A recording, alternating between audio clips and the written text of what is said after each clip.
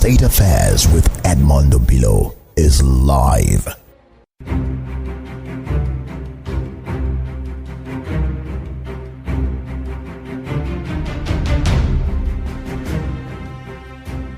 Let's go back to your secondary school days. At a point, you went to Bogun Secondary School. Bogun Secondary School in now Niger State. I believe they changed the name to Government Secondary School. It was Bogun. You're going to ask me, how did I end up there? Yes. Yes. After leaving mainland, I was hoping to go to Igbobi College. And my older brother, much older brother, late medical doctor, felt I was spoiled, felt I was too attached to my mom, and they needed to send me somewhere very far. So he was working in Mokwa then. My late brother, he was working in Mokwa as a doctor, and the whole idea was for me to go to New Busa. It's Borgus and New Busa, which is 2 hours, 3 hours drive from Mokwa. So I got admission into Igbobi College, but insisted that I had to leave. That mom had to let go. Where was your dad then? How come he was the one dictating? My dad, like I told you, was just a jolly good fellow. He was cool. Yeah, he wanted me to. He wanted me to get. I don't think he was happy me being sent away, but everyone listened to my brother then. He was very strict like my mom, So they just called my dad and said, "Look, we've decided this guy has to be sent away because he's spoiled. He would soon be rotten, Were you spoiled? Looking back now, were you spoiled? Yes, I think there was a 19-20 year gap between me and my brother. Was it a polygamous family? Yeah. How many wives did your father have? 4. 4? Yeah. Your mom was the first? Second. So what's your position in the family? Maybe seventh. The seventh child. Seventh child. So my brother, like I said, felt it was important for me to be sent out of Lagos, sent out of my comfort zone to me to go and learn lesson according to him. So he and I remember I cried the day I was leaving. And my mom, those pack of sugars, those cube of sugars, she unpacked the box and put money. Because my brother searched everything to make sure I didn't have any money. It was that strict. So your mom also spoiled you? She did, a bit.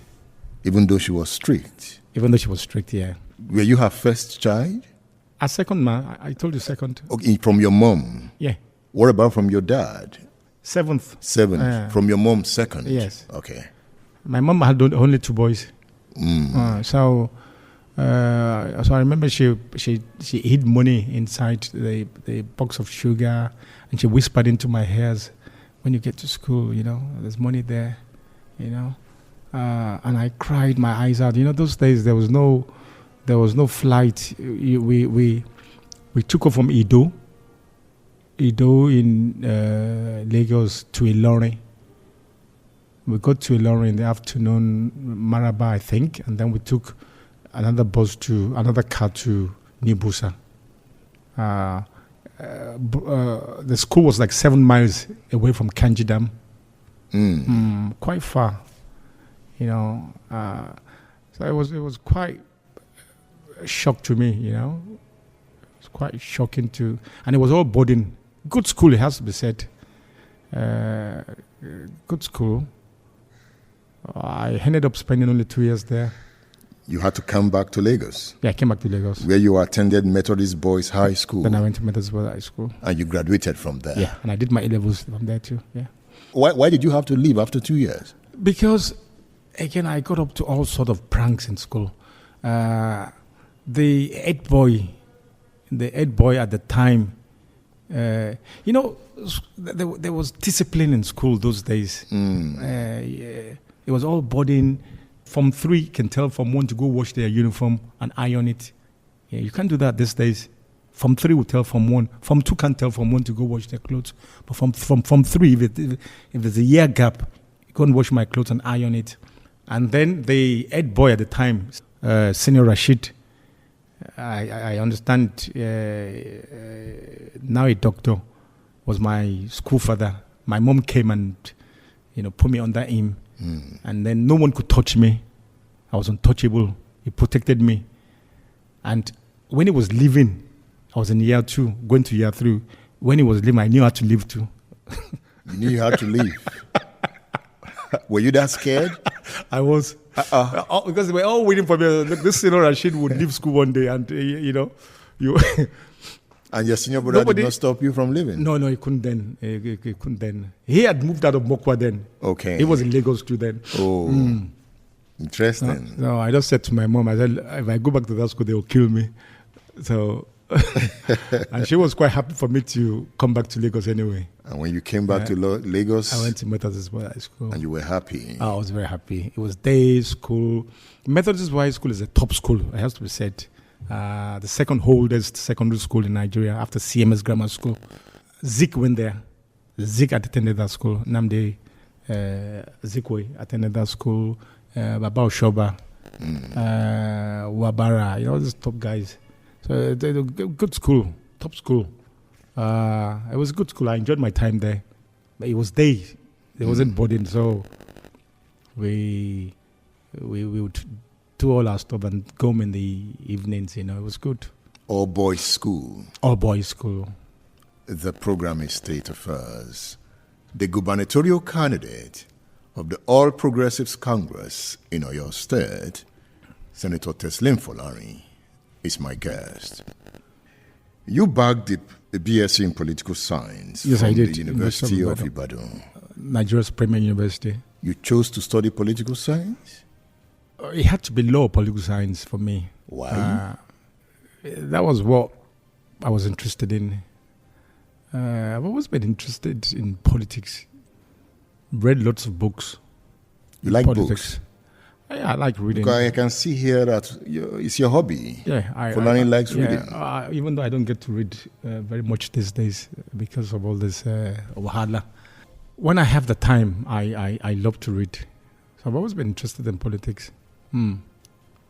So studying political science, did that in any way shape your politics? I don't think studying political science doesn't make you a politician. They're two different things. You learn things like international relations, things like public administration, which has to do with bureaucracy, if you like.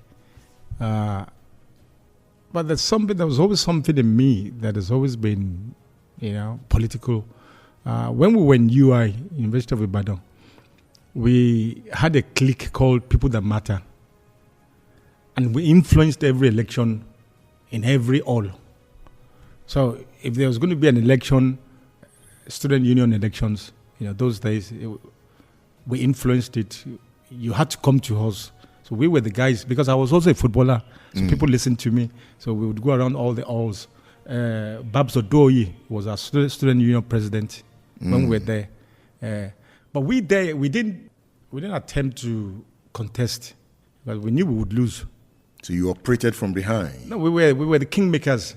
We installed people. How did you do it? That I just told you. I was a very popular footballer, so we had time. People wanted to gather around me, and so you use the opportunity, that platform, to talk to them and say, look, that's a candidate. Even when they had elections in hall, that had nothing to do with the university, say Sultan Bello Hall or Kuti Hall, they would still come to us to come and help them. And I think we only lost one election. We won all. You've been in this game, right? You could say that. You learned the lessons. You learned the rope of politics. Yeah, in university. It was fun then. You were the football captain of Sultan Bello Hall. And the University of Ibadan. And the football captain of the University of Ibadan. Yes. Folarin plays football. Yeah. You were that good? Yeah. Even when I was in the North in Borough, I was in Form 2 when I started playing for the school team. And I remember they were training, they had the A-level students, they had beards and all that stuff, and they were training, and I was at the back of the post. And when they would kick the ball out of field, I would juggle the ball, and the coach was like, who's this guy? Yeah, come. And then he said I should come and join them in practice, which I did. And then I got into the first team. Even in year 2, I was that good. You're that good? Yeah. You captained UI football team. I captained UI football club, football team. Folarin plays football. Yeah. You know, okay. Well, you can see that in me. No, I'm trying to see it. You know, trying to link Folarin playing football to Folarin playing politics. After politics, that's the only passion that I have. Football. Football, yeah. You watch a lot of football. Oh yeah, I watch a lot of football. I even when I have the time to travel, I go watch my team live. Man United? Old Trafford, yes. Yeah, Man U fan? Yep, everybody knows. Oh, your team is not doing well. They're not doing badly. They're fourth now. Can you imagine your Man United sometimes will not qualify for the Champions League? How do you feel? We're going through a bad patch. Bad patch. We're going through these things happen. We're rebuilding. For how long are you going to rebuild? I think we should start challenging by next season.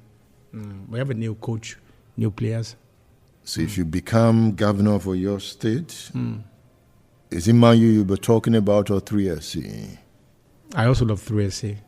I'm a diehard supporter of 3SC. Those days when Shegun Degbami, Tunde Bamidele, Pesto Gedengbe, we were always there at the stadium, at Liberty Stadium, to watch them.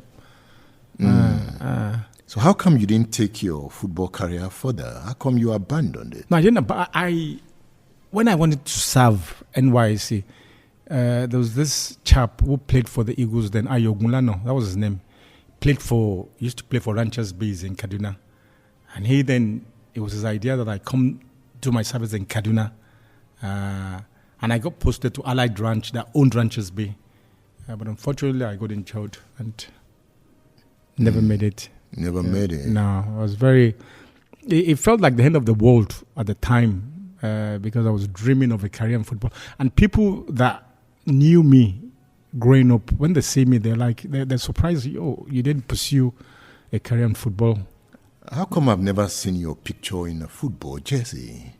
We need to see those pictures. I think we did one recently, didn't we? Yeah, there's one we did recently. I'll try and dig out some pictures of me in playing football when I was in UI. And I also, which was quite naughty, I played as a mercenary for Water Corporation in Ibadan.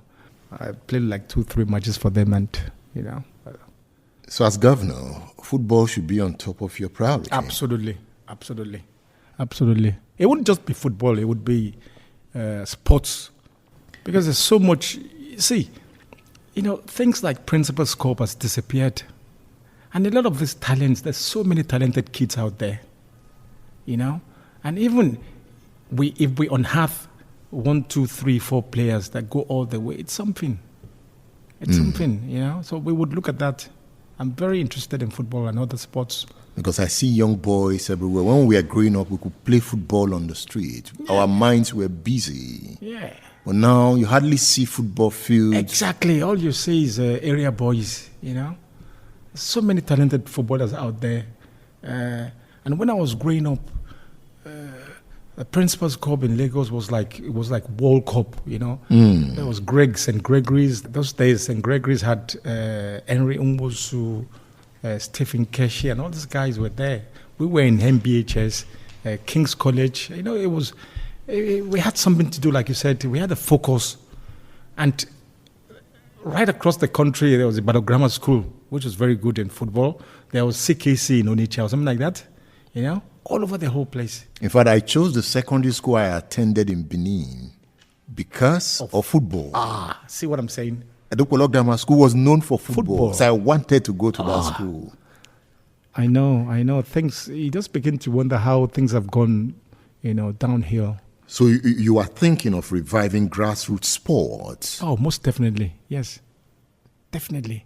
Because we need to engage the mind of the young ones. You have to. Because, see, a lot of them have talents that can shine even outside the country. But how do you know if you don't engage them, if there's no competition? There's none. And you just wonder where, because those days, National Sports Festival, these were big events, these were big deals, but they've all gone downhill. So after youth service, you had to travel to the United Kingdom. After youth service, things were very difficult in the country. And that was in 1988? No, 1987. Okay. Yeah, 1987. 1987 to 1988. That was when I did my NYSC. Yes. Because when we got into University of Ibadan, they used to give us vouchers. Then you would go into the cafeteria. So you enjoyed that? We enjoyed it for like a year or so, and then things started going downhill. And the mindset we had then was that people, companies, government agencies would come and headhunt us in school. Well, that was the story. They would come, private companies, banks would come, headhunt the brilliant ones, and not too brilliant ones like myself would get hunt. Government agencies would come and say, look, come and work with us. But by the time we left, we were in our final year. The jobs were no longer there. Things were really tight. And then we went to NYSC. Things were not improving. And then, remember now they say Japa. People take off. Then it was Andrew, don't take off. You remember then? NT used to have that advert. What was it? Andrew, don't take off. Oh, Nigeria, go better. That's the one. And so we were the Andrews. And it was clear at the time that, look, there was nothing the country could offer us. And so I also seized the opportunity and took off in December 1988.